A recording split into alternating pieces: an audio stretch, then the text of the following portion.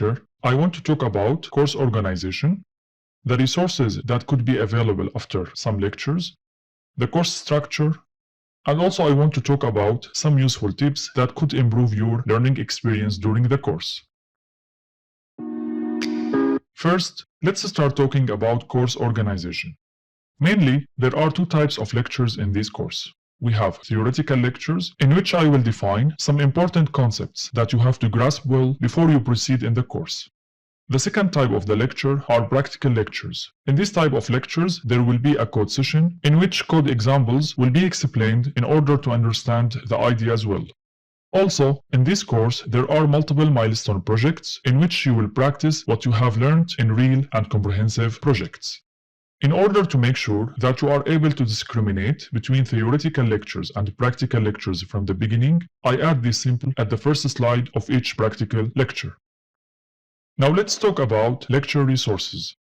To make sure that you will get a smooth learning experience, after each practical lecture, you will find the source code file of the examples that have been discussed in the lecture. Also, you will find some code challenges to practice what you have learned and make sure that you understand well what it has been explained. Once you solve the code challenges, you can compare your solution with the one available in the code solutions source code file, so you can know if your solution is correct or not directly.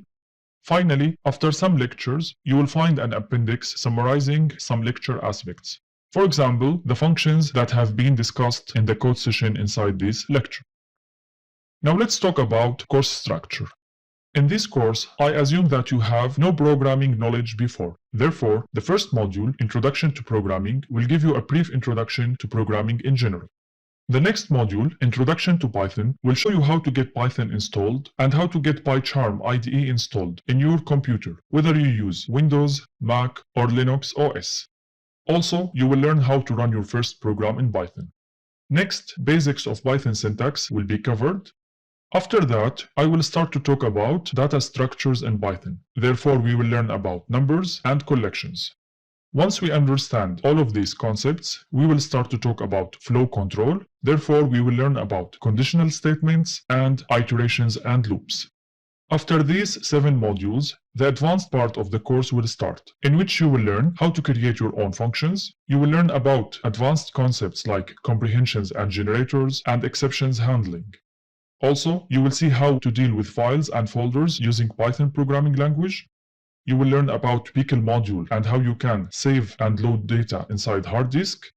Then we will talk about date and time and how we can use datetime in our programs. And the last module would be about modules and packages in Python, in which we will learn how we can divide our projects into files and folders and how we can structure a real project in Python programming language. Now let me share with you some useful tips that could improve your learning experience during this course.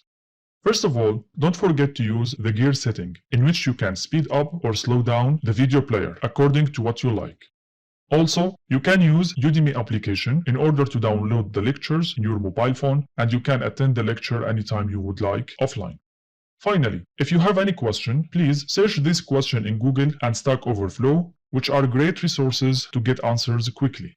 After that, if you don't find your answers, you can search the Q&A forms available in the course. And also, if you are not able to find an answer, please post your question in the Q&A forms, and you have to include the details of the question and the screenshot of the problem that you have.